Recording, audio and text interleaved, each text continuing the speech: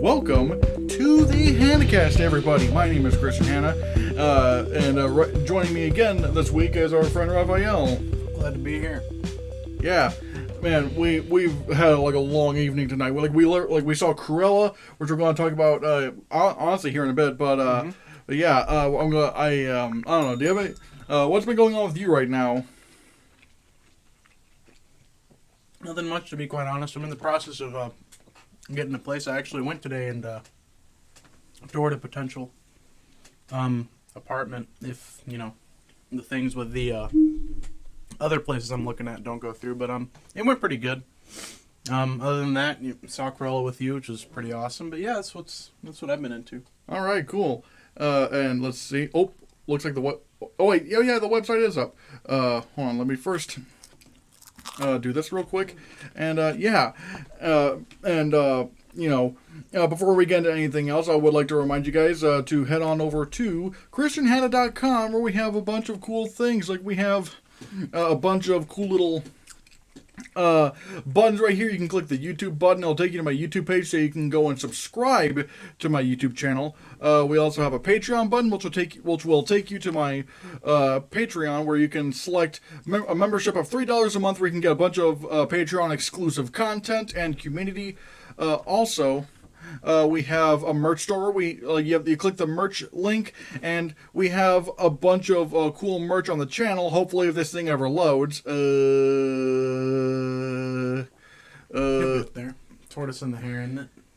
There it goes. Yeah, there it goes. Yeah, we have the merch store, which includes things like which includes things like shirts and bags and stickers and whatnot. And we also have Make America Cringe Again merch. But don't take it from me. We have this stuff here right now. Like, for example, we have this Hannahcast die cut sticker, which is really cool. We have Hannahcast mugs right here, Clinkies. Heck yeah. Yeah, and also we have hoodies. Like we have a bunch of different. We have a couple different hoodie and shirt designs. There's one where there's a little tiny me on one of the breasticles right there, and plus on the back you have like a big breasticles. Yeah, on the back you have this little Christian Hannah head. But that's not only that. We also have the other kind of shirt/hoodie design where it's the Hannahcast logo. You can. Oh, sorry. It's fine. Yeah, we have the Hannahcast hoodies, which you see the logo right here, and plus we have big Christian on the back. Yeah, big Christian on the back. But that's not all. We also have throw pillows. Yeah, this one pillow is the biggest size. These are pretty cool. They're decorative for your couches, and so I think.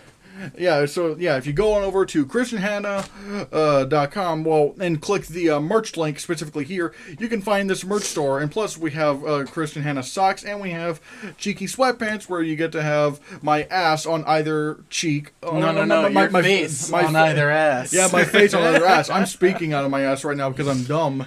But yeah, we also have a Twitter link where you get to follow me and see my stupid shit that I do on Twitter.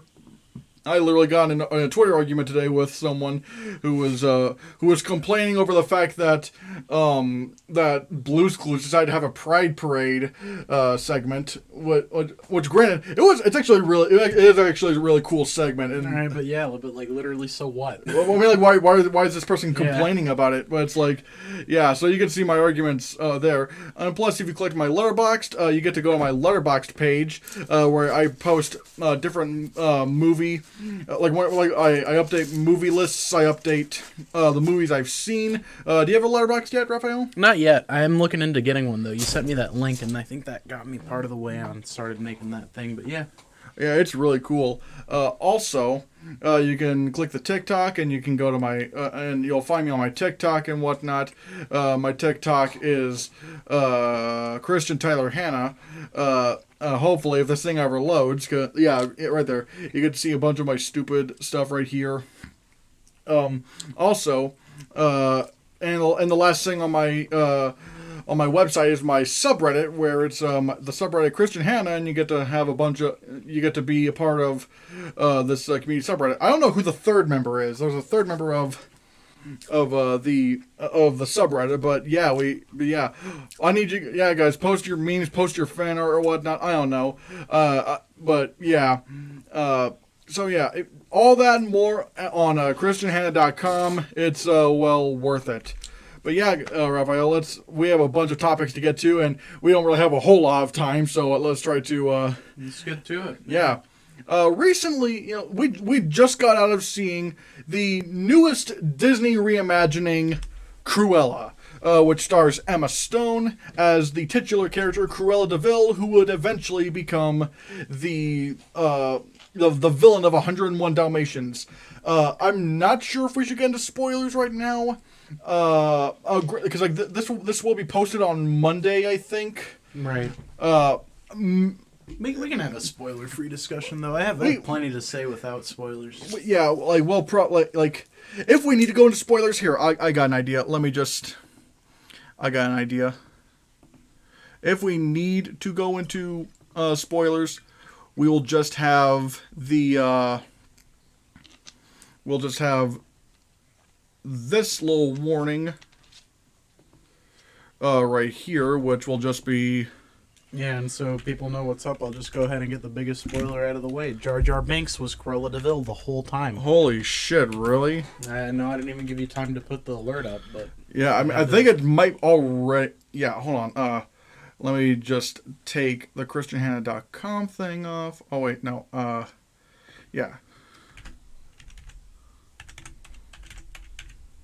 Yeah, so if we need to go into spoilers, we'll have... Oh, yep. Oh, wait, Oh, yeah, you did it backwards. Just do that to spoilers. Yeah, I'll just do that to spoilers. And for... So, yeah, we're not going to spoilers just yet, I should say. But, yeah, we saw Cruella DeVille. We saw Cruella. I'll probably start off with saying, like, there are...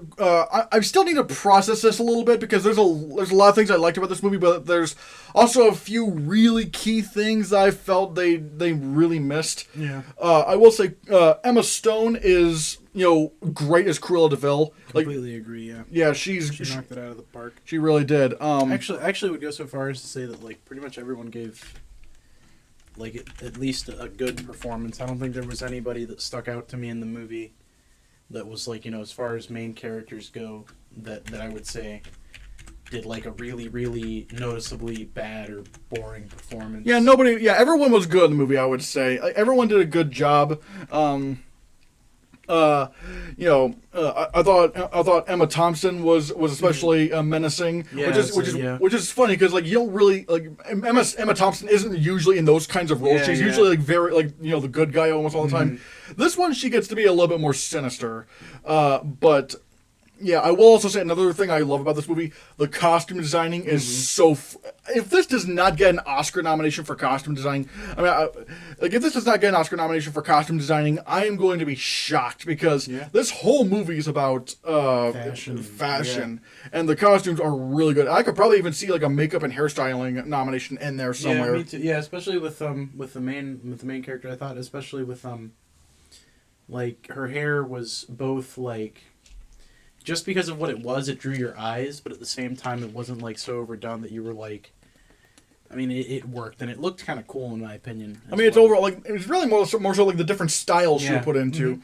Like I will say, it was kind of weird that this isn't really a spoiler, but in the movie, this black and white hair, she's born with that. I don't know what that's about. Like that's kind of weird. I don't know anyone who's. Yeah. I think it probably made more sense if that was like her disguise hair. Yeah. But it's not a big issue. It's just kind of something I found odd. Yeah, definitely something that stuck out to me too. But even with that, I do have to agree that they did a super good job with makeup and especially costume design. Like even one of the more cooler, like costumes in the movie was that one dress that turned into the things, Nobody even wore that, but still, I didn't even know that's where there was. That's That's not even where I thought it was going at that point. Yeah, I mean, I was confused when that popped up because that shot, that specific shot in the trailer, I knew was coming, but I didn't know it was made out of that. So it caught me off guard, and I'd also seen that in the trailers, but it still managed to. I think they did a really good job with that scene and that specific piece of costume. It was super effective and kept me sort of not guessing up until the very last moment where you saw it and you're like, oh, okay. Yeah, like, the one thing I was kind of worried over, that I was hoping they wouldn't do, is, the one thing I was hoping they wouldn't do, the one thing I was really hoping they wouldn't do, actually, well, I'll probably save that for a little bit of the spoiler stuff, but it's like, what I will say is that there's some elements of this movie that I feel like this movie could have gone gone further. Yeah. Because, like, this is Cruella DeVille. Her name is literally Cruel Devil. Cruel Devil, and she lives in hell. Yeah, like, I feel like that would have been a bit strong. Like, if they went a little bit further with how much this character would... I don't even think they needed to necessarily go further. It just felt like they didn't know whether they really wanted to go all the way into her, like, being a bad guy. And you can tell they kind of were wanting to go that direction with some of the like, I mean, we're both thinking of that one part where they think that they're going to do something. And then they don't. They like decide it feels like they wanted to make sure it's Disney. Yeah, and I'm just like feeling like, you know, this time you have like your one shot to really just not do that and have it make sense, because she's a really bad person, honestly. Like, again, it is really hard to go into this without talking about spoilers. All I will say is, like, I still need to process it. For me, it's not as good as, like, the Glenn Close 101 Dalmatians. Because I actually rewatched that last night because I thought that one was really good, like the Glenn Close one. Yeah. But like. Again, it's hard for me to really say. It's definitely not up there with, like, my favorite Disney remakes, like, reimaginings, I should say, because it's not. This isn't really a remake. Like, it's not up there with, like, Lion King or Jungle Book or Christopher Robin or Aladdin, but, like, it's definitely leaps and bounds better than something like Dumbo. Because, like, for me, Dumbo's, like, the only one of the Disney reimaginings I just flat out did not like. Yeah, I haven't been a huge fan of the recent reimaginings. I think the one that I've liked the best is definitely the Jungle Book. I think we had a good time with Aladdin, I remember. Yeah. Aladdin was also pretty good. I like the way that they did that, especially the how could I forget about our man? Yeah, the man, the myth. And this man. Actually, I'm kind of worried that if I move... It's okay. We got this guy. I'm sorry, people. You're not going to be able to see the cutout Will Smith today. Like, it's okay. He's here in our hearts. He is here in our hearts. But yeah, I thought that this one was strong. Definitely not stronger than really any of the ones that you mentioned except Dumbo. But I don't think that they messed it up nearly as much as Dumbo for sure. There were some things that I thought were, like, questionable decisions, for sure. But as far as, like, costume and stuff goes, this movie really knocked that out of the park. Yeah, again, if this does not get a nomination for costume designing, I will be shocked, or whatnot. So, yeah, I think maybe we could go ahead and go into a little bit, go into some spoilers. Once you oh, wait, hold on. Yeah, we're going to put this little spoiler alert right here. Once you see this thing go away, then there's no more spoilers. We won't talk about spoilers anymore from this. But I will say, we're going to be talking about a little bit of spoilers and whatnot. So, just skip over this or mute the computer until this spoiler alert goes away, okay? All right, let's get into some spoilers. The dogs should have died, man. She should have killed. There were like I said from when we were talking about this movie before, on the podcast, I was like, oh man, because we see that she kidnaps her rival's dogs, the Dalmatians. And I'm like, oh boy, are they wouldn't it be fucked up wouldn't it be fucked up in the best way possible if she actually killed the dogs? Yeah, and here's the other thing. That's the thing. I felt like they should have gone all the way with that, and even if they weren't going to, they didn't really let the idea hang in your head for more than like a few minutes. Like, I don't even think there's like 10 minutes between the lady Yeah, because saying she didn't that to my dogs and made them into a coat. We should probably lay out the context a little bit, because like basically what happens is like Cruella kidnaps her rival's dogs, and eventually she sets up this little fashion show, and she has this costume that has some Dalmatian spots. And at first I wasn't thinking much of it, but then when Emma Thompson said she killed my dogs to make her coat, I was like, I don't know if you saw me, but I was like, oh my god, did she actually do that? Because like I was like, this would be like the darkest thing Disney would have ever done, like having Cruella actually kill someone's dogs. Yeah, and you mentioned something earlier that I kind of like. You said this totally could have been like Disney's Joker.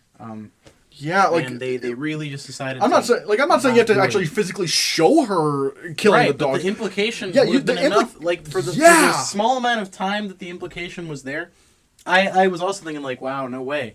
But then it turns out no way was right. No, yeah, she didn't. She didn't really. It was really. In fact, there's one thing about this movie that I felt like that for me didn't really make a lot of sense, and that was that she actually has a couple of small dogs. Yeah, two. Well, one of them isn't really hers, but still she cooperates with it. Family. And I didn't understand the point behind that. And the thing about Cruella de Vil is that she doesn't give a shit about animals. She wants to turn them into clothes. That's literally hell in the Glenn Close version, she actually has the tiger, like this white Bengal tiger from the local zoo, killed and brought to her and made into a coat, and you actually see the coat, the skinned tiger, and it's really fucked up. Yeah. Whereas in this, it's just there's like nothing like that at all. It's like the whole dog thing, but like even then, it's like. Really, in the grand scheme of things, that's considering that's like the main thing about Cruella de Vil. It's like, well, if that's not even part of Cruella de Vil, then why is this a Cruella de Vil movie? Yeah, and that's one thing that I kind of felt that they didn't do a really good job in with this movie, and that's like properly defining her character, giving her any real form of arc or anything like that, because she doesn't even she doesn't turn into a person that really treats animals any worse than at the beginning of the film or anything like that. Like, you don't really get to see anything that... She seems to like dogs. Yeah, right? Like, honestly, in this movie, she really... At the end of the movie, you just don't get that like, thing of, okay, well, I can see how she went on to become Cruella de Vil from here. At all. Because if anything, she ends the movie on a much better note as a person, and really in all respects than when we see like Cruella de Vil in the Glenn Close or even the animated like in any other thing that she pops up in. This definitely doesn't, for me at least, say like, hey, yeah, that's why she ends up how she ends up.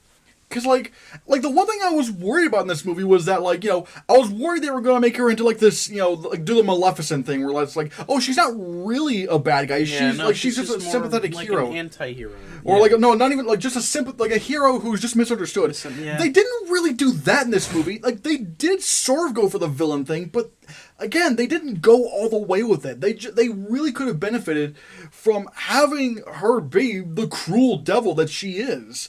And that's my main thing. They really hinted at, she's going to kill the dogs, but no. And like, even by the end credit scene, like the post credits, like the mid credit scene in this movie, it's like it makes the character make even less sense considering. Yeah. I mean, granted, we kind of like. We're already in the spoiler territory now, but it's like they basically set up 101 Dalmatians for where things are going to go.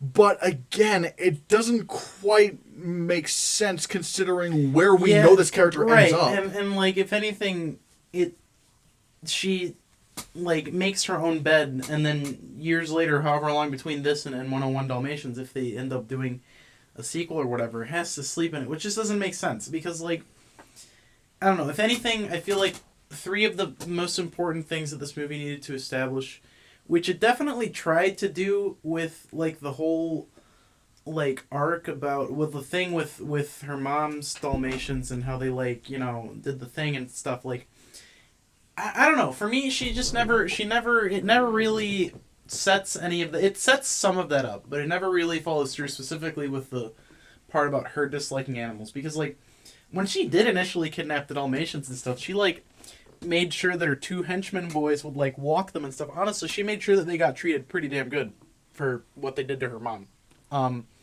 And, well, her mom, quote unquote. Like, but I just don't know. It just feels like they set that up and it ultimately just don't go anywhere with it. And I didn't like that for sure. Yeah, again, that's why I really need to think on this movie, because it's like they got some things right, but they also got really the kind of core element of Cruella de Vil just completely wrong. And it's like, and I don't know, it's just kind of Yeah. So yeah, I do need to think of this one. There's definitely some upsides. Definitely nowhere near awful, but this, especially given the trailer, it was a bit of a disappointment for me. Yeah. Nowhere near as good as I was hoping it would be from the trailers. But regardless, those are hold on. Oop, boop. Those are our thoughts on Cruella. Yep. Spoilers are over. Those are our thoughts on Cruella. Again, I had to think on it more. Again, definitely, they got some definite things right, but I thought they also got quite a few things wrong. Yeah, I agree. If you've seen Cruella, what do you think? Have you seen it in theaters? Did you get premiere access? I definitely wouldn't get it from premiere access. I'd see it in the theater. Can't lie. Theater is like $30 cheaper. Yeah, even then, it's granted. I don't know what movie would be worth doing premiere access on unless you have like a big family. Yeah. Because you have a big family, then yeah, you'll save money on that, and you won't be bothering people with your noisy kids. Sorry to any parents out there, but your kids are noisy in theaters. But yeah. Airplanes and restaurants. That's besides the point. Yeah, pretty much yeah. But yeah, guys, let's move on to our next subject, shall we? And this one is this is where we get into like real life stupid stuff, because oh boy, let's talk about Caitlyn Jenner. Oh boy. Apparently she's running for governor of California due to a recall for Governor Newsom, I think. Gavin Newsom. Oh. And Caitlyn Jenner, it like completely baffles me in terms of her being in the trans community, because she literally does not like support any kind of transgender equality or whatnot. Like she's like this one really confused. Like, she said, when elected governor of California, I will cancel culture and wake up the woke. I don't know what the fuck wake up the woke. I really like Parker Malloy's reply. Remember when you canceled a woman's life? When you killed her with your car? Also, you're not getting elected to shit, you goddamn idiot. Oh my god, dude. I think they canceled a woman with the car. Like, oh. Dude, that's bad. That's dude, mad respect to freaking, who is that? Parker Malloy. Holy fuck, what an animal. Yeah, that is a sick burn. Actually, no, I'm gonna give that a like. I just realized Caitlyn Jenner just got ratioed. Dude, Caitlyn Jenner got ratioed to shit, and he just reminded everyone, on top of ratioing her, he reminded everyone that looked at that she in fact committed like vehicular manslaughter. Yeah, which like is just. Caitlyn, okay, let's talk about wake up the woke. I don't know what the fuck that means. I have no idea what the fuck that means. But also, it's like cancel culture. Here's the thing about I don't think I've ever really talked about cancel culture, but I'm really of two minds of it on it, really. And here's what I mean. Like, if we're talking about cancel culture, with the whole James Gunn thing, where it's like digging up something from like 10 years ago, and throwing that in the public again, even when that person has clearly made an effort to change, that one I can understand being a little bit upset over. I don't know James Gunn. Did he do Buffy? Guardians of the Galaxy. No, you're talking about Joss Whedon. Yeah, I don't know why I was thinking of No, Joss no, Whedon. we're talking about James Gunn. I remember what happened. Yeah, that was kind of unfortunate. Like, it's honestly, it's a double-edged sword, right? Because but here's the thing: if it's that kind of cancel culture, then I don't know if you should be doing that. But however, if we're talking about the cancel culture, like people like Caitlyn Jenner or J.K. Rowling try to complain about, where it's like, oh, I just said something stupid, now I'm continuous. Like, for example, when J.K. Rowling, was saying, oh man, I hate transgender people, and I think J.K. Rowling was even selling anti. That's the thing. Like, she didn't just say I hate trans, and this is what's sort of like I really dislike about people like J.K. Rowling. They don't just come out and say, oh, I hate transgender people. No, they dress it up with a lot of nice words and things like concern and stuff, and like it's not as obvious and vehement and aggressive as like how stupid people go about talking about topics like this. It's very, because she's an intellectual, like she's a writer, she's not a dumb person, but still she's dumb enough to come out and like retweet people that do say these things, and then basically say these things just without as much vitriol. I think J.K. Rowling even has like anti-transgender merch on her store or whatnot. It's like if we're calling out like J.K. Rowling and stuff like that kind of cancel culture, then I'm all for that, because that's because you just said something stupid now and you're not even backing away from that. But it's just like this, but when people like Caitlyn Jenner or whatnot try to complain about cancel culture, that's just them not wanting to face the consequences of their actions, really. Yeah, and I mean, I just don't know. Like, I don't know how I feel about cancel culture. Like, it exists. No matter how I feel about it, it's gonna exist. I just think like. For me, I think, like I said,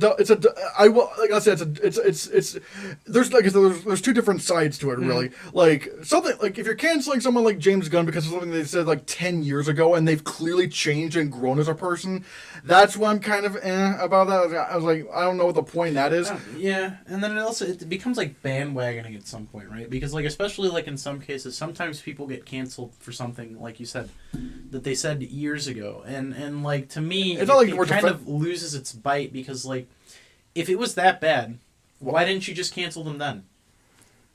Like, it's like, but again, like I said, if it's someone like J.K. Rowling who is saying stupid shit now, then I feel like it's justified, because because they obviously didn't learn, and they don't learn, because it's not the first time. Like J.K. Rowling, this isn't the first time where people have told her, hey, you can't just go around saying whatever you want about transgender people because you don't think it's real or whatever, and she just does it anyways because she doesn't care. And here's the thing about another thing that people try to complain about cancel culture, which I find stupid, because it's like, whoa, we're not allowed to express our opinions. I'm like, no, you're allowed to express your opinions, but your employer is also allowed to fire you. No, yeah, it's like yeah, you can express your opinions, but you're also gonna have to be completely 100% ready for when people also express their opinions about your opinions. Yeah, it's like how that might affect you. Because the whole thing about freedom of speech, it always comes down to freedom of speech. Oh, what happened to freedom of speech? But it's like, freedom of speech just means the government can't come in and persecute you for saying that.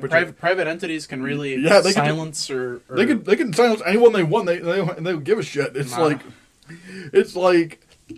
it's just like Caitlyn Jenner, and another thing about Caitlyn Jenner is that she doesn't even she's like probably the worst advocate for trans rights ever, because like she's against transgender people in sports, even though she was she's one of those people that just doesn't make any sense to me. Yeah, like if you want like actual good transgender allies out there, then look to what's his name?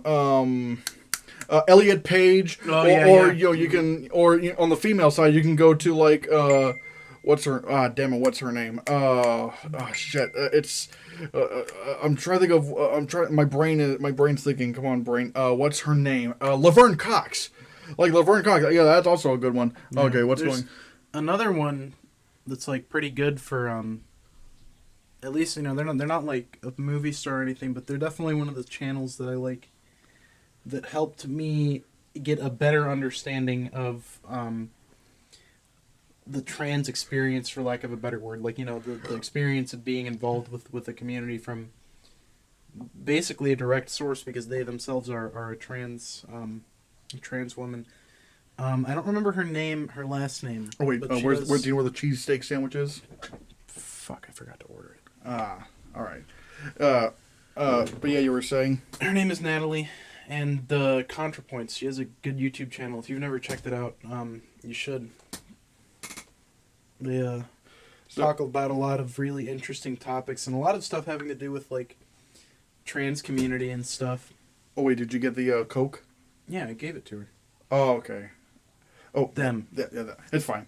It's fine. But regardless, yeah, Caitlyn, sorry, we ordered food and it's just, it's a bunch of crazy stuff. There's still pizza though if they want pizza. All right. Well, how about this? I will go. Sorry about this, people. That were like it's a bunch of craziness. How about I'll just put this in the fridge. Sandwich. Yeah, I'll just put this in the fridge. Yeah, we're so keep the children Can I have a entertained. slice before it goes away forever? Okay, Tell Alex I said sorry. that's fine. Thanks, bro. Yeah. All right, kids. Wait, is this the brownie? Mm-hmm. Okay, yeah. All right. Yeah, keep the children entertained, and yeah. I have my vape.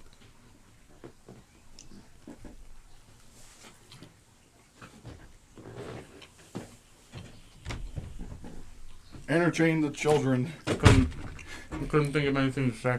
Ah, dang. Sorry, people. Hold on. Let's it. But yeah, basically, what it comes down to is, Caitlyn Jenner's an idiot. Mm-hmm. Do you think she has any chance of winning the governor seat? Okay. So, Wait. Okay, yeah, the microphones work. somebody asked me during 2016 election if I thought that Donald Trump had a chance of winning the election. And I said no. And I feel like this time I'm thinking, you know what? Yeah, there's no way that that's going to happen. But if there's anything that taught me is that never and no are very strong words. So I think, could she do it?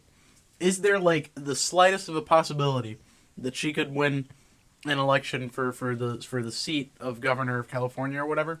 Yeah, she could do it, but at the same time, I think that an actual pig would have more of a chance at learning how to fly than she does at becoming governor of California. Like, the one thing that she has going against her is that she's running as a Republican, and you know how Republicans hate transgender people? Why is she even a Republican anyway? Like, they're just gonna throw her away once the Republicans are just gonna throw her away once they're done using her. So it's like, what's the point in that? It's like she's like the Candace Owens of transgender people. I don't even know. It's not like her own party tolerates her even at the level of the basic of who she is as a person. They don't approve of that. And there's nothing she can do about it. But I don't even this is confusing, right? Because if anything, Republicans just want to get rid of transgender people as a whole. That's what I'm saying. Once they're they would absolutely dispose of her if they could. So I don't know why she's just cucking to she's just being a social cuck. Simping to them. Simping, cuck, whatever. Tomato, but for real, yeah, I don't know. That's mind boggler for me because she is transgender. So if anything, she's part of the group of people that gets directly negatively affected by all of their toxic rhetoric. I mean, hell, our own governor, Jim Justice, signed a bunch of anti-transgender laws. He just wants his fucking tutors. That's all he wants, dude. It's just why? He thought that banning transgenderism would get him his fucking tutors. Damn. It didn't work. No tutors. Man, wouldn't it be funny if tutors actually came out being based and whatnot, and they're actually cool, and they're pro transgender community? Wouldn't that be amazing if tutors did that? And they're like, yeah, sorry, Jim Justice, you can't come to another tutors ever again. He'd be devastated. He likes tutors. I've actually never heard the tutors meme, but yeah, it's a pretty gnarly one. He hot mic'd himself and said, somebody get me my fucking tutors or something like that. Do you know the yeah, no, I don't remember what the exact quote was, but it was something like somebody get me my fucking tutors. Yeah. Well, like I said, basically, Caitlyn Jenner's an idiot. Like, I just don't know why she keeps saying stupid shit. So, But yeah, I guess we'll probably move on to the next subject, which also involves stupid politics, and that is, well, it looks like the Senate Republicans have blocked the Capitol riot probe and whatnot because basically there was going to be there was basically going to be there was the Senate vote to create a bipartisan panel to investigate the deadly January 16th insurrection of the Capitol building.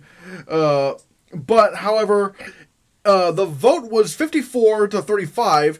But the problem is that in the Senate you need for the most part you need 2/3 of the Senate to vote on something, which, oh boy, in today's day and age, that's just that's just impossible. And I think, once again, the only Republican I can think of, wait, if it was 50, okay, well, if it was 54, there was at least a few Republicans who voted yay to creating this. I think Mitt Romney was one of them. I can only imagine how much more at risk their potential, the keeping of whatever position that they're in. I feel like even if there were a few of them that voted yay, they're going to be in the exact same danger that Liz Cheney was in before what happened to her, in the sense that they're like, oh, these guys, they're not with us, so they're against us. We got to vote them out.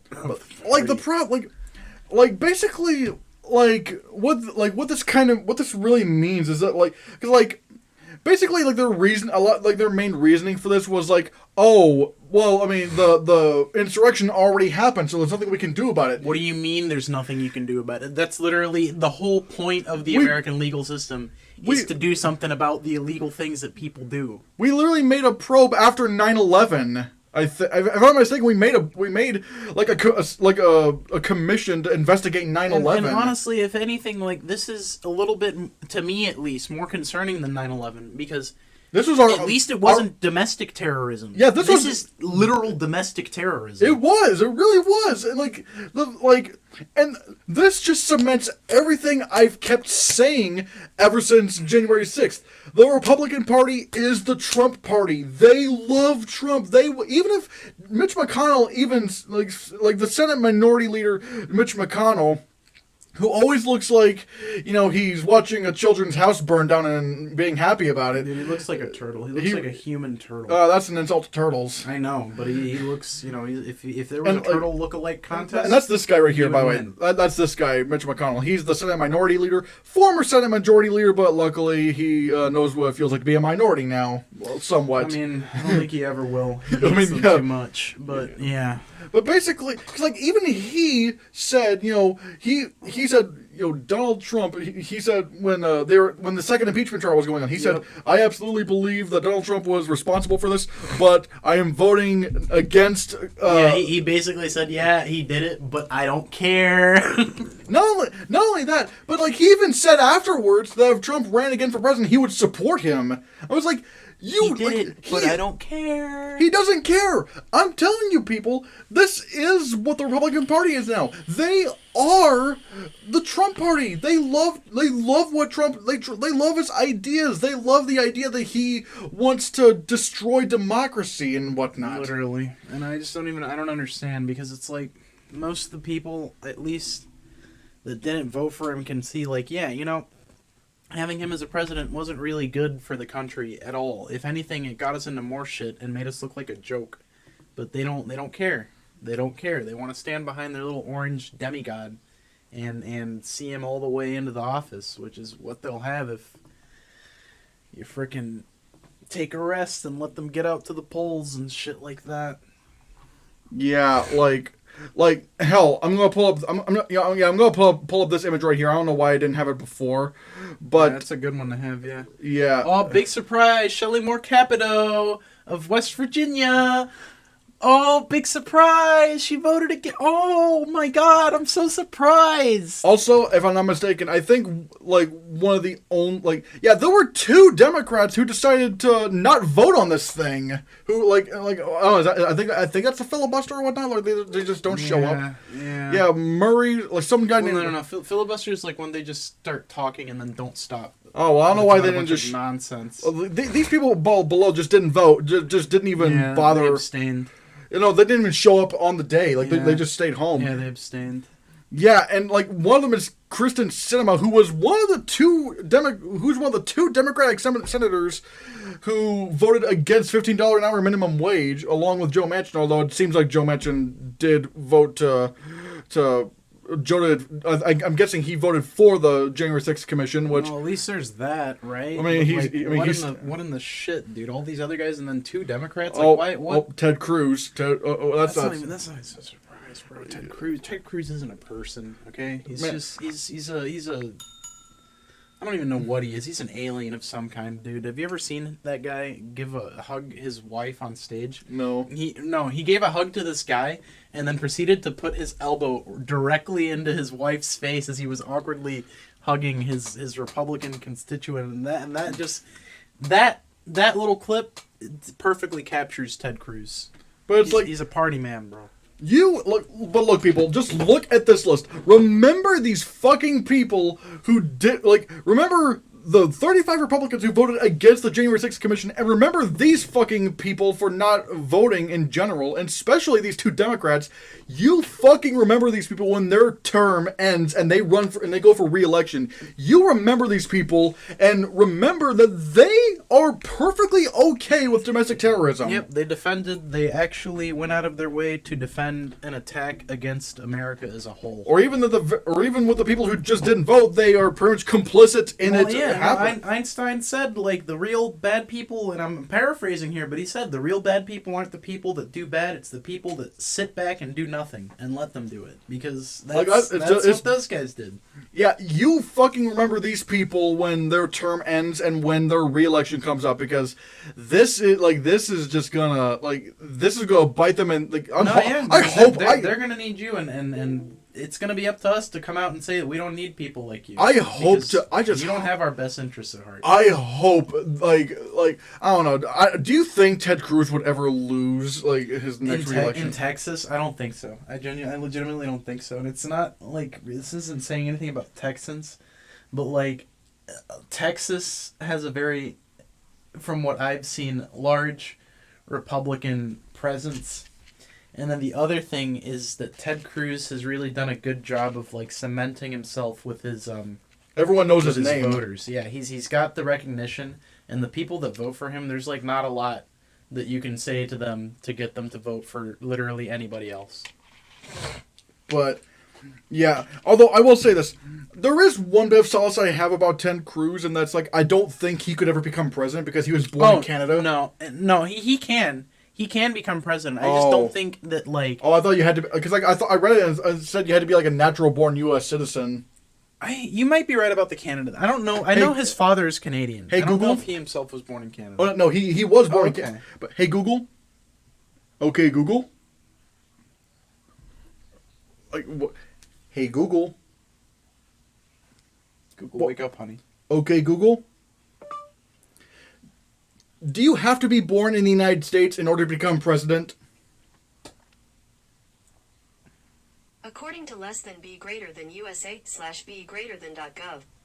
According to Article 2 of the U.S. Constitution, the president must be a natural-born citizen of the United States, be at least 35 years old, and have been a resident of the United States for 14 years. So I'm guessing that it's it has it's all those things have to be in consideration. I think so. You might be right. So if so, then yeah, it doesn't. No President Ted Cruz. But even without that, I don't think Ted Cruz could win. Well, no. He ran for president against Donald Trump. Yeah, but I don't know if that. I think he ran in the early times, but I don't know if he would have gotten any further though. Yeah, I mean, no. If he wouldn't have gotten any further based upon something that would have disqualified him like that, they just wouldn't have let him do it. I just don't think he can win because he's an unlikable frogman. Oh man, I'm just mainly worried. The one I worry about the most is the worst possible one I could think of is President Tucker Carlson. Yeah.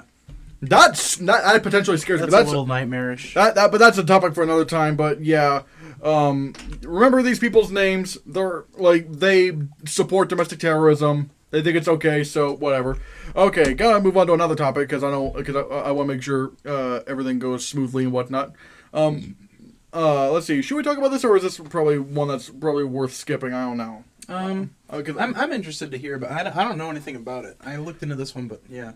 All right. Well, basically, Warner Brothers is going to be doing like one thing that Warner Brothers is experimenting with, which I really love, is that they still have their cinematic universe, but they're trying to do some other like standalone like part, Joker and the Batman. Like they have their cinematic universe, but they can experiment with other characters that aren't part of that universe. But since it's not part of that universe, they can do whatever the hell they want. And one that they're trying to do is Superman. Basically, the Hollywood Reporter shows that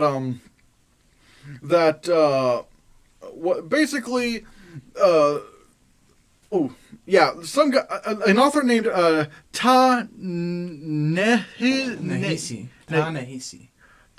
Coates. He's going to be writing a new Superman movie, but this one is going to be black. Steel 2, eh? Oh, man. Can't wait. Man, we're gonna get Shaq back in this? Man, not Steel 2, but basically, this is going to be like following what if, Kal-El was black and whatnot. Which, Were there black Kryptonians? I mean, I can only assume.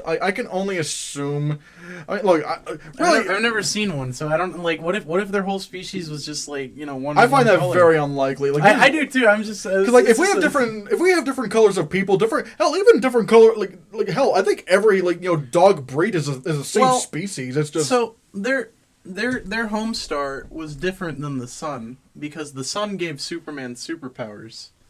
So maybe their home star wasn't strong enough to give them pigments. So it's like they're just all pasty. Yeah, just a bunch of, like the dude from the freaking opening of jeez, what was that Ridley Scott movie? Oh, the Prometheus. They look like that. They all look like that, bro. Hold on, Alien, like Prometheus. What is it called? Guy. The boy, there he is. There he is. The boy.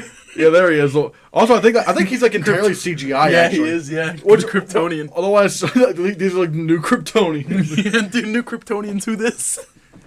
But yeah, but I will say, here's the funny thing. I think I actually told you about an idea I had for like a black Superman movie, because really I thought wouldn't it be cool if they did like a black Superman movie, but it was like a Superman movie, but he was black and he was in the 60s? Because if you because that would cause so much inner turmoil for him. Because I'm supposed to be protecting these people, but at the end of the day, no, it's what were you about to say? Well, I was like, it'd create a lot of inner turmoil for him because he's like, I'm supposed to be protecting these people. But at the end of the day, they're attacking not only me, but themselves because they're black people for they're attacking people who look like me. Yeah. But it's not only that. Even from the human's perspective, it's interesting because, America is being is discriminating against black people and whatnot. Yeah. But then comes this guy who looks exactly like the people we've been oppressing, and he's the most powerful being on Not Earth. only that, but it'd also be interesting because think about it like this: what if they did that, like what you were talking about, set it during the 60s, but also some world-ending force is threatening the Earth, and America and every organized government's only choice is to turn to a black man for help. That either that or maybe keep the threat low, or I don't know. It's like there's so many a lot of interesting ways to do it. Yeah. Now as per anything involving race and whatnot, people are complaining Superman's not black though. Yeah, dude, it's almost like it's a reimagining, and it's almost like they just want to do something different with the intellectual property. But Raphael, Superman's white. He's not black. Oh, you're right. Dude, but it's like it's like Kryptonians aren't even real. Yeah, dude, that's what I'm saying. They're not even people. That's why I even made that joke of dude, we've never seen a black Kryptonian. Yeah, that's the whole thing. You can do whatever you want with them. Now some people are going, well, why don't you just use one of the other DC characters that already is black? Why are you going to change the color of one of the original ones? But it's like, I feel like I think what it comes down to is that, like, Superman's really well known. Yeah, and everybody knows who that is. And like, name a random, not well known black superhero. You read comics. Well, see, the ones that I can name, they've literally already put into movies. So like, it's like Cyborg. Manta Ray's a villain. Freaking I think Deadshot. I think Green Lantern was black at one point. He's not. I mean, granted, he's not really in this, but it's like, really, again, I think there's really, I think really if anything, what I think this will do is that this, if we show that we can do one of the characters that is well known black, we can set that up down the line where we can take more risks and whatnot. Yeah, and not only that, but like it opens the doors to so many possibilities. We've had, I don't know what, really with Superman, with the current version of Superman we have now, what else can you really do with him? I thought Man of Steel was like the last interesting thing you could probably do with Superman, or at least as he is right now. And like really the most interesting thing that they could think to do with the series of movies that they put him into as of now was kill him and make his suit black. That's it. That's all they've done with him. I feel like, I think, Henry Cavill right now is probably my favorite Superman. I do really love Henry Cavill. Like, I think he's done a good job. But it's like, I think, like, with, and I'm not even talking about, Henry Cavill Superman. I'm talking about, like, with just, classic white Superman in general. Yeah. I think we've done really everything we can do with him. Yeah, no, I agree. But, like, having Superman be black in this, I feel like would be interesting considering... And like I said, and I think that they even did say this was going to be taking place in the 20th century. Now, how far in the 20th century, we don't know. Like maybe it's in the 90s, maybe it's in the 60s. I don't know. I'm personally hoping for the 60s because Me too. I think there's a lot they could do with that and make it super interesting. And plus, we haven't really had a Superman movie in the 60s. I don't think. No. Like even the first Christopher Reeve one was in 1978. Yeah. But yeah, I think. And it seems like they're looking for they're going to be looking for a black director, which again people are going, oh, why are you looking for specifically a black director? I thought talent was a big thing. It's like, well, I mean, yes, it is, but you also want someone that understands the community and the caveats of everything associated with that. Here's the thing: do I think they need to get a black director? They don't need it, but however, I don't think of any downsides against it. Like I was about to say, the only thing I can see from having a black director are good things coming out of it. I don't understand what the fucking big deal is. It's really not a big deal. It's just like, and because like, I mean, look, it's really no secret that Hollywood's been trying to only recently have we been starting to get more black directors. About Jordan Peele. 20, 30 years ago, you started You probably had Spike Lee. That was maybe one of the only ones out there, or at least he was probably the only well-known black director out there. Spike Lee. But we're starting to get Regina King. We're starting to get Jordan Peele. We're starting to get I'm trying to think anyone else. I guess I kind of just goes to show how much how much work we have. Yeah, dude. And I'm saying it's getting better, but it definitely still has a ways to go. I'm really looking forward to what kind of ideas they have for this because I feel like there's just nothing but really interesting avenues they have for this. Yeah. But, yeah. Anyways, let's move on to our next topic, which also involves DC. And that is, one of my favorite comic book movies of all time is Joker. I can't blame you for that one. It's pretty good. Joker was so different from any other... Joker was different from any other comic book movie I had ever seen. Where it's probably the only comic book movie I can think of where everything felt like it could happen in the real world. Yeah, no, it was very grounded. It was very grounded, but also it was doing the thing. I don't think there's comic book movie fatigue, but what I said about Joker is that doing stuff like I said earlier, when you have the cinematic universe stuff, but you also sprinkle in some different universe stuff and taking your chances with different kinds of comic book movies, it's going to lessen the chances of that. Yeah. And I feel like Joker did that so well, not even feeling like a comic book movie, but still being one, and currently holds the record for the most Oscar nominations out of any comic book movie with 11, including nominations for like adapted screenplay, director, and Best Picture, becoming the second comic book movie to ever be nominated for Best Picture after Black Panther, and being the first comic book movie to win Best Lead Actor with Joaquin Phoenix. Right.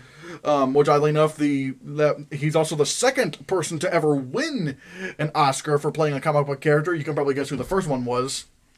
Christian Bale. No, I'm talking about like for a comic book movie. Oh, for a comic book movie? Even then, this person won an Oscar before won an Oscar for playing a comic book movie character before Christian Bale got his Oscar. Crap, I feel like I should know this. Yeah, you really should, because it's not coming to me. You're gonna feel really silly when I tell you. No, you're gonna have to tell me. Yeah, okay. The first actor to ever win an Oscar for playing a comic book character is Heath Ledger in The Dark Knight. Yeah, okay, yeah. Yeah, and funny enough, both of them are the Joker. But yeah. But regardless, yeah, I really love Joker. One of my favorite comic book movies ever. Same here. But that movie was also really successful. Mm-hmm. It was made for like $65 million and made over $1 billion worldwide. Like, which really, because I knew. Are you looking for those? Yeah. Yeah, because like I knew it was going to be successful because like the Joker's just a marketable character. Oh yeah. I thought it was going to make maybe $500 million.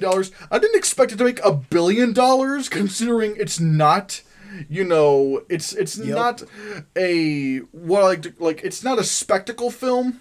Yeah. It's not a family film. It's definitely not a family film. It's just a psychological thriller. I might have some if you here you go. All right, but yeah, it's a psychological thriller, and somehow with no action scenes, mind you, it has no action scenes, and yet somehow it made $1 billion worldwide, and definitely becoming one of the most talked about movies of it. Oh yeah. But in terms of like not only stuff but like controversy, it was a hot topic movie. Yeah, and it definitely spawned a society. Oh yeah, one that we live in. Yeah.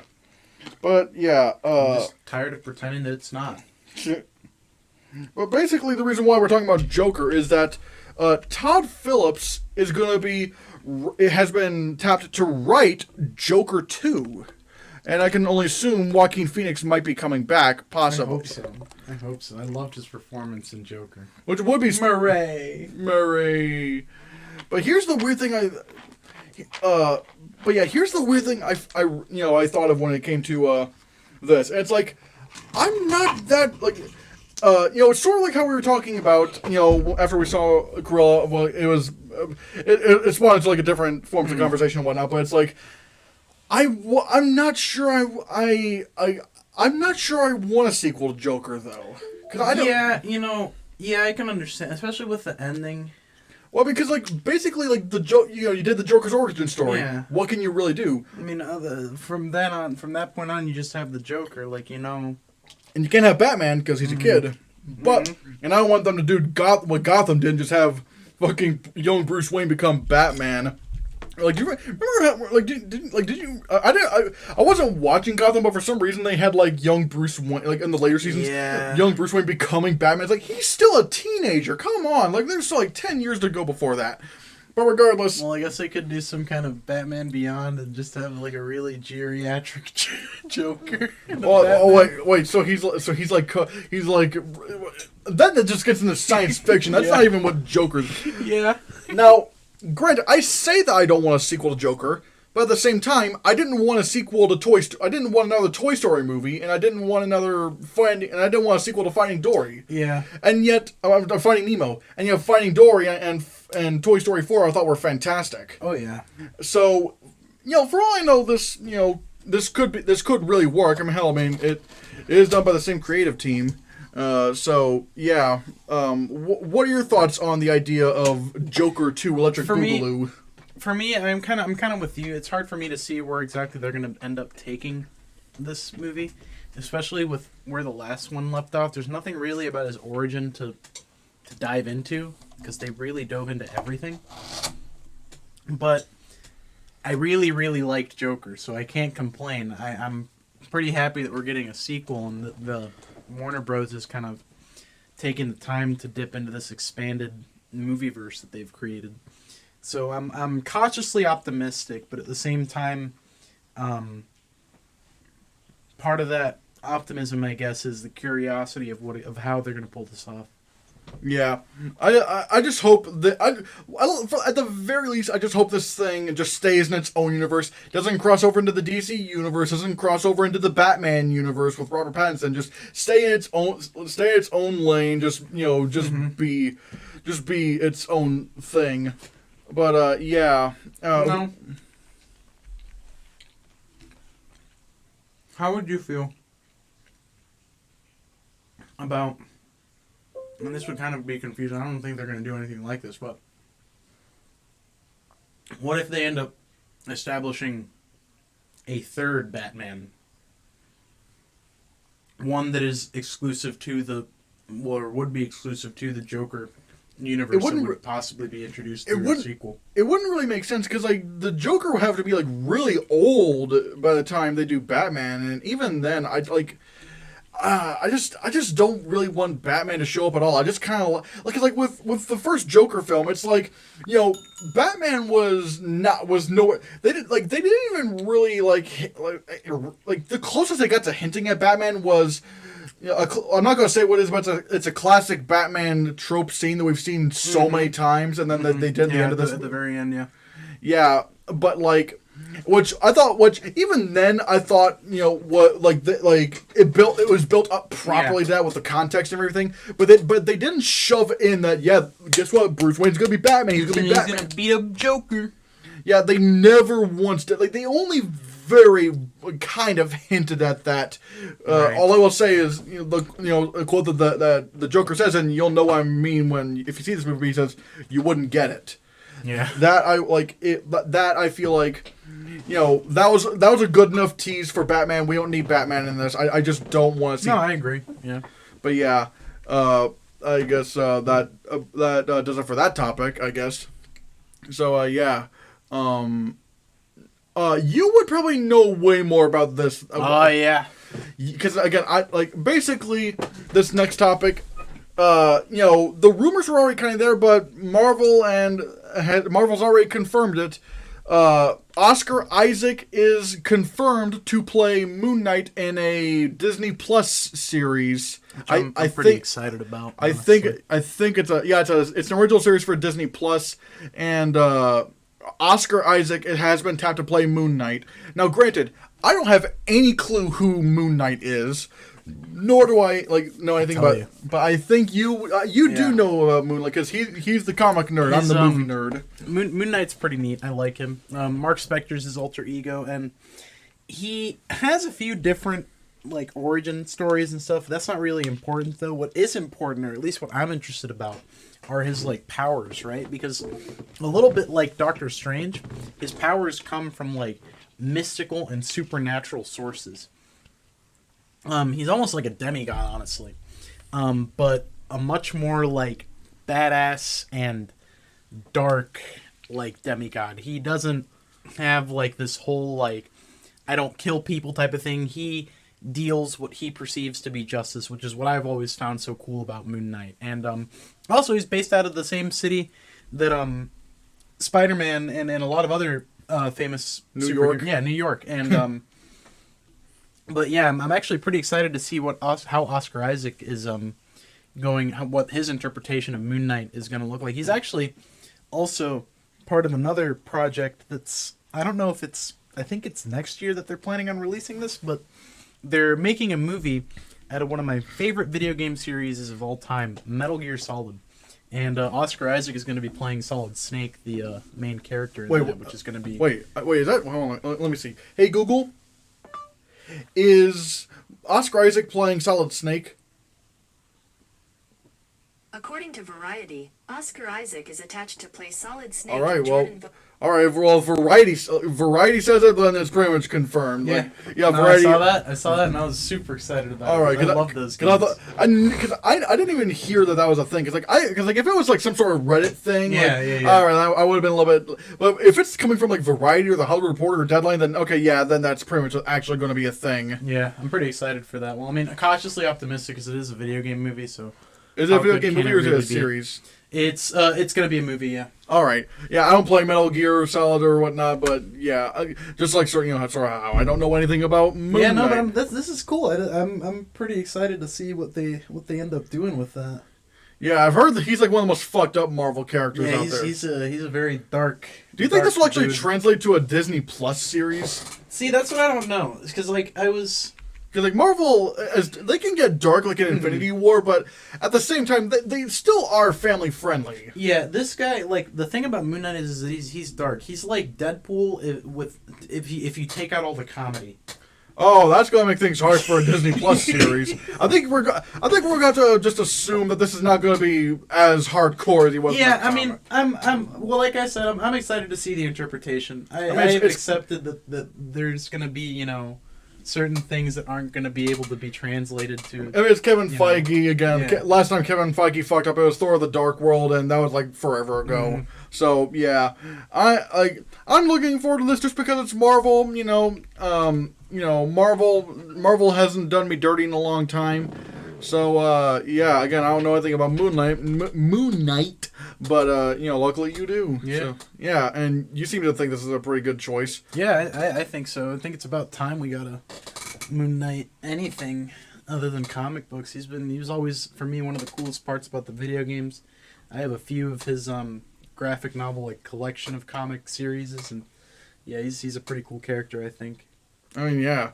Anyway, guys, what do you think of Oscar Isaac as Moon Knight? Do you know anything about Moon Knight, or are you just as in the dark as I am? Let me know your thoughts. And speaking of Marvel, let's talk about. I know a little bit more about this than Moon Knight, considering I don't know if he was in the PS4 Spider-Man game. But basically, Yeah, he was. Kraven the Hunter, the man known for hunting, who wants to hunt Spider-Man, Yep. and he's being played by Aaron Taylor Johnson, which surprised me. And he's going to be This is going to be in. This is at least as far as I know, this isn't in the MCU, but who knows what could happen. This is going to be in the Venomverse, along with Jared Leto in the Morbius film. Yeah, that's interesting. It kind of makes sense since Venom was more of like It's more aggressive. It is, but with their first outing, I can't really say that it's like a much more adult or darker anything than Spider-Man because they like really decided to leave out all of the violence for whatever reason. I mean, I don't know. I thought it worked out pretty well. Like, I actually liked Venom, but I will say, this is a pretty interesting choice considering like knowing Kraven the Hunter. I don't know if they have an image for him down here. Nope, they don't.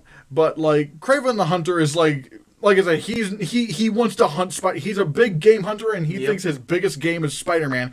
And I can only assume in this, his big game is going to be Venom, which might be even more interesting considering how much of a monster Venom is. Yeah, especially compared to Spider-Man. Like, at least Spider-Man. He's like a human. Spider-Man's a nice guy. Like, he's even, a person, It's like, yeah, really when I think about it, it's like, wait, why would he just want to hunt I mean, yeah, Spider-Man's, superhuman. He's got the spider powers. I think that's the whole gimmick. But I think, I don't know, but for me, I think it kind of makes more sense with Venom, considering Venom is a lot more beastly in nature. Yeah, I remember the first time I ever saw Kraven the Hunter, I think was actually from the 1990s Spider-Man TV series. I don't know if you've ever seen that. I haven't. It's definitely a product of its time, but it is on Disney Plus. Yeah. Yeah. But yeah, you probably, like I said, I think Kraven the Hunter was in that Spider-Man because I saw the cut. I saw like the cutscene gameplay of the story of PS4 Spider-Man. Yeah, thanks to the Jack, watching Jacksepticeye. I love Aaron Taylor Johnson. I feel like he's one of the more underutilized actors in Hollywood, considering how good he can be. Yeah. He's great in Kick-Ass. He's great in I thought he was great in Godzilla and Avengers: Age of Ultron. Mm-hmm. He was also pretty good in Tenet. Yeah. Which, funny enough, no one knew he was even in that movie. Yeah, It took me. I think I don't even know if they even he was maybe one of the few, one of the last people credited in the cast. Yeah, and whatnot. I don't remember if you told me or if I learned it from Reddit or Google or something. But yeah, I didn't know for the longest time that he was even in Tenet. Yeah, but what do you think of Aaron Taylor Johnson playing Kraven the Hunter? I think it's a good casting choice. I'm definitely interested to see what they're gonna do because usually Kraven has some kind of Russianish accent, but I mean, he could probably pull it off. Yeah, I know he could. I just want to see how they're going to present this version of Kraven the Hunter. I think they chose a very good choice for the actor to play him, though, because Aaron Taylor Johnson, like in the stuff I've seen him in, he's a big looking guy. He's pretty strong, and Kraven the Hunter is well, I mean, let's just say this: if I saw him in real life, I would not challenge him to a fist fight. Yeah, he's pretty much just sort of like most comic book characters. Kraven the Hunter in the comics is like impossible to achieve on a human physical level. Yeah, like he's one of the few guys where I look at him and I'm like, yeah, that guy could definitely knock out a horse in one punch, no problem. Yeah, which is so weird to see how far Aaron Taylor Johnson's come since Kick-Ass, because in Kick-Ass he was like this really he's like you he's like this little scrawny boy. Yeah, but now he's like actually big, like the dude's and cut. Yeah, I think again, just based on talent alone, I think Aaron Taylor Johnson's gonna nail this. Although I think this. Man, do you think this Venomverse is connected to Marvel? Because I don't know. See, that's what I don't know either. Because I feel like if it was, the easiest way would have been to maybe introduce Venom in one of the Spider-Man movies and then give him his own movie or something. I don't know. But even without that, I really can't say. I don't know, because Kraven the Hunter and Morbius are both Spider-Man villains, classically. Venom is also a Spider-Man villain. But and Carnage, Carnage is gonna be the next one. Yep, but Cletus Cassidy, Carnage, Kraven the Hunter, and Morbius, especially Morbius, more than the other two, because, well, actually no, Morbius and Kraven are kind of in the same boat. Carnage, at the very least, has had some him and Venom have been enemies before, but Kraven and Morbius are really Spider-Man enemies. I mean, it's not even I think that it's not even really about that, because I'm pretty sure they can make a movie without Spider-Man. Well, no, that's fine. It's just to me, logistics wise. Do you think that's where that is playing into? I couldn't tell you. And the thing that really makes me wonder is because Aaron Taylor Johnson played Quicksilver in Age of Ultron, so it's I don't know if this, but then again, Marvel's recast, cast actors in multiple movies before, Gemma Chan in Captain Marvel, and she's going to be in the Eternals. Mm-hmm. So this would be interesting, but again, you probably know more about Kraven the Hunter than I do. I do have a little bit of experience with Kraven the Hunter, given the Spider-Man game, but I love Aaron Taylor Johnson. I think he's going to be great in this. I just really can't wait to see what this thing's gonna be like, where he's trying to hunt down. I don't know if he's gonna hunt down Venom in his movie, but it's I just think, at some point we're gonna see him trying to hunt Venom, and that's gonna be fascinating to watch, considering you got these two. But what do you guys think of Aaron Taylor Johnson? Playing Kraven the Hunter. Let me know in the comments below. And, speaking of Disney and Sony, another nice segue, another cool, smooth one right there. This is one that did come up, about a month ago, and we've never talked about it, but it's this one I just gotta talk about, because this one is just, basically, what this is that, Disney and Sony have made this have made this movie deal where basically how I started, Disney and Sony have made this deal where currently there's this deal where at least from the movies 2022 and from 2022 to 2026, and maybe they'll renew this for the pay one window after after theatrical and streaming. Sony's movies will go on to Netflix for a while for their pay one window for probably a couple years or whatnot. But then after those couple of years, they're going on to Disney's streaming services. I see. If what I've heard is correct, we're going to be seeing some of Sony's library titles on Disney Plus either June or July of this year. Okay. Meaning, we could see the Sony Spider-Man films on Disney Plus, which... Tobey Maguire and... Andrew Garfield. Yeah. Or Spider-Verse, maybe. Mm-hmm. But here's what shocks me about this. I could maybe see I could probably see them doing this with Hulu, and they're probably going to do, have some of those titles on Hulu as well. But if they actually get some of Sony's library onto Disney Plus, that's going to shock me because Disney Plus has really built itself as a streaming service for Disney movies exclusively. Like, you don't see any other, like, the only content they have on Disney Plus is stuff that they actually own, which is really the main reason why they bought 20th Century Fox, because they wanted that library and that IP that they can bring onto their streaming services. And seeing as how they're bringing that into, like, they're going to be bringing some of these onto Disney Plus, potentially, is really fascinating. Like I'm trying to think of where actually. Apparently, and also I should say this will also goes towards Hulu. This will go towards their TV networks like FX, ABC, Disney Channel, and whatnot. Freeform and stuff. Yeah. Yeah, this will include those as well. Yeah, what are your thoughts on this? Like, oh yeah, I forgot, this will also include movies like, the Jumanji movies, the Men in Black movies. I think it'll definitely be a good for like Sony's in terms of getting some exposure to those movies and stuff. I am interested to see if it does in fact encapsulate like the Sony Spider-Man movies and stuff like that, and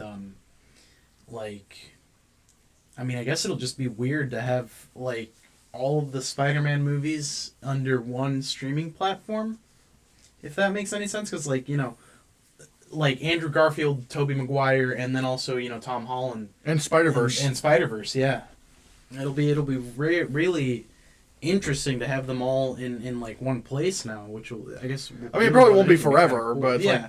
And this is a really interesting spot that Sony's in, because every other studio, like, Warner Media, Disney, Paramount, they're making their own streaming services. Yep. But now Sony's that unique dog in the race who can, who can sell off their stuff, or at least, lease off their stuff, their content to other streaming services, so they don't have to... Which may make them more money in the long run, honestly. Maybe. I mean, it depends on how well, if they want to get into the streaming business and how dedicated they are into doing it. Because like I said, they have Spider-Man, at least they have the film rights to Spider-Man. They have, They have, the Jumanji universe. Right. They have Men in Black. Although, granted, Men in Black is probably not really that valuable anymore. Yeah. Because, none of them have ever... I haven't seen the newest one. I haven't seen Men in Black International. Me neither. But I've seen, like, I've liked all three. Three was the last one I saw. Yeah, like I like all three of them, but it's like, no one ever talks about Men in Black as extensively as that first one. So it's like, but Jumanji has surprisingly never been bigger than ever. Like, like Jesus Christ. Like hell, Jumanji: Welcome to the Jungle literally nearly got this close to making $1 billion. Yeah. I still to this day, not in a bad way, but I have no idea how he was able to do that. Well, granted, it's again, I'm not complaining because again, I like the movie, but granted, okay, well, I'll just say it's Dwayne Johnson, it's Kevin Hart, Jack, and it's that star-studded cast for sure. Yeah, like Dwayne Johnson, I think is like probably like. He's not like as big, fat money bags when it comes to like guaranteed box office performance like Will Smith or Tom Cruise was back in the day. He's still gonna get you some people. You'll have more people. You'll have more people going into your movie if he's in a movie than not. But yeah, like I said, I'm really interested to see where this goes. It will be strange to see actual other content on Disney Plus that's not Disney. But yeah, guys, what do you think of this? So yeah, let me know. And speaking of studios, again, another nice segue. We have there's a convention that goes on that I really love. I've never been there, mainly because it's not really a public event. It's like press and theater owners only. But it's called Cinemacon. You know Cinemacon? No, I haven't heard of it. Oh wow, really? Oh, that's interesting. Basically, Cinemacon is this convention for theater owners, and the studios all come together to pretty much, show, it's pretty much about showing the movie theater owners, hey, this is why we want you guys to show our movies. Like, they show them all their cool stuff that they have coming out. That's where we got the first Joker trailer. Okay. Yeah, but yeah, I'm really, and it seems like all the major, all the major studios are going to be there, like the Disney Studios, Warner Brothers, Universal, Sony, Paramount, MGM, Lionsgate, Focus Features. Well, Focus Features, I think, is part of Universal. I think, but I don't know. But like that, I'm excited over this, and it's going to be August 23rd to 26th, which that's like 23rd is my birthday, so that's going to be cool. Funny if I'll actually be 23 at that point. So that's fun. But yeah, I'm really glad that Cinemacon's coming back because I really love Cinemacon. You get also a bunch of big movie news. Hell, I'm actually more excited for this kind of event than like Comic-Con, because like movie studios have been going less and less forward with Comic-Con than in recent years. Like they're mostly either doing their own presentations and stuff, like whether it's D20 where with Disney they have D23, but they also have their Disney Investors Day, which I might be more excited about their Disney Investors Days than any of their other events. What are your thoughts on Cinemacon coming back on on the 23rd through the 26th? No, it'll definitely be cool. I'm definitely excited to see what kind of announcements and stuff to look forward to that we'll have because of that. All right, yeah, but I'm looking forward to I am really looking forward to this. I can't wait to see what kind. I wonder if they'll make any really cool announcements or whatnot. Yeah. Well, it's probably going to be more towards movies coming out more recently, like really upcoming movies. We're probably going to get some more trailers. Let's see, Spider-Man: No Way Home, the newest Tom Holland film, comes out in December. So I don't know if we're going to get a trailer before then or not. Right. But if there's any place to put a trailer for Spider-Man: No Way Home, Cinemacon, yeah. Yeah. And here's hoping this will be a Spider-Man 3 that doesn't suck. Yeah. But yeah, guys, what do you think of Cinemacon returning? What do you think of all these studios coming back and, showing off their movie slates and whatnot? Let me know. And, speaking of movies, we have our final topic tonight, which is, the Academy has released their guide, their key dates, including some of their new qualifications and whatnot for this year. For one, like the actual Oscars will be on March 27th and not February, which I'm not sure why. Like, granted, it's not that big of an issue and whatnot, but I will say this will be the first Oscar, well, not the first Oscars, but this will actually be an Oscars where like they will be consistent with 10 Best Picture nominations. So I'm glad to see that coming, because I do prefer a solid 10 films nominated for Best Picture. But also here's an interesting thing. Where is it? I don't know if I'm not sure if it says this right here, but basically one of the things that they said for this year was that, just like last year, streaming films will qualify, apparently. Like, they still have to, put the movies on their Oscars website and whatnot, for the Oscar voters, 60 days before they go into their other streaming services. But, if it was intended for theatrical release and they, Yeah. That's good, though. That's interesting. Although, granted, this will also mean that I'm probably not going to bring back Worst Picture again, because, that's just too many bad movies to count. Well, yeah. It really does create the possibility for that, for sure. But, I think it'll definitely give opportunities to people that might have otherwise not had them, because I'm sure, more than not, people plan to release their things theatrically, but this, between last year and this year, it's definitely gotten a lot easier said than done. But I think this will also mean that Luca, the new Pixar movie with the sea monsters and whatnot, that means that could qualify.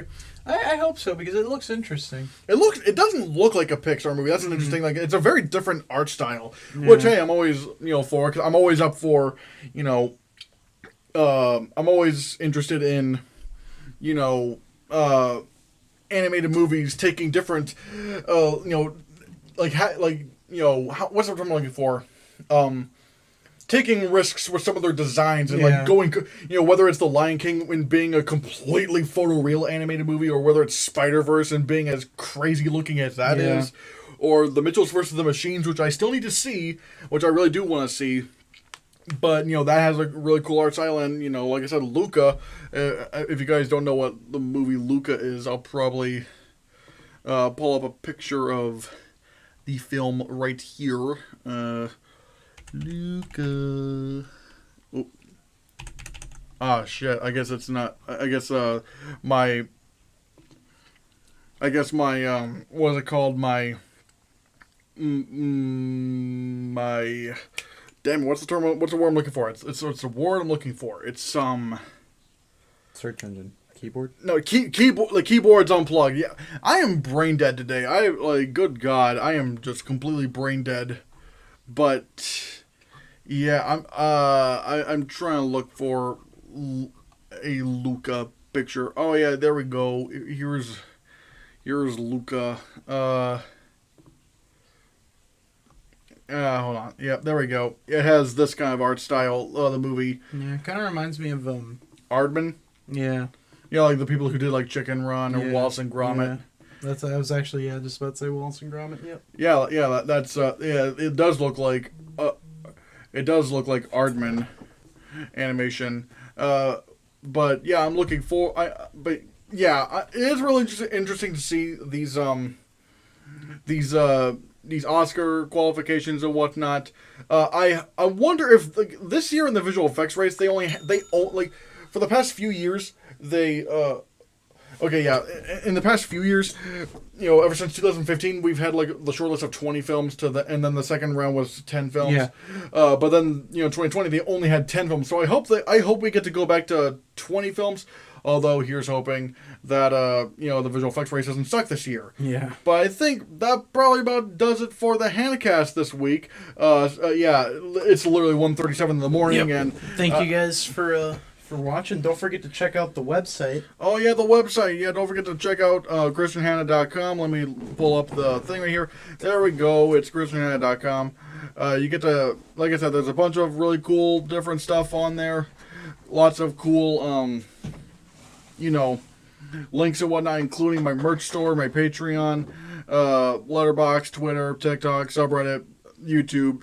Don't forget All to the important stuff. yeah, and don't forget to subscribe. Click that like button. I should have probably told you that before, but I'm brain dead right now. Like I said, it's Smash the like button. Yeah. Share it too. Smash that fucking like button. Smash it. So yeah, guys. I'm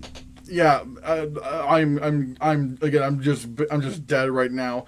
Sorry that our cardboard Will Smith couldn't be here. We'll have him next time. When he's out of the hospital for surgery. He has genie surgery. Yeah, he's got to get the operation. Yeah. And I can't even think of a joke right now. But yeah, guys. That about does it for this episode of the Hannahcast, everyone. Bye. Bye.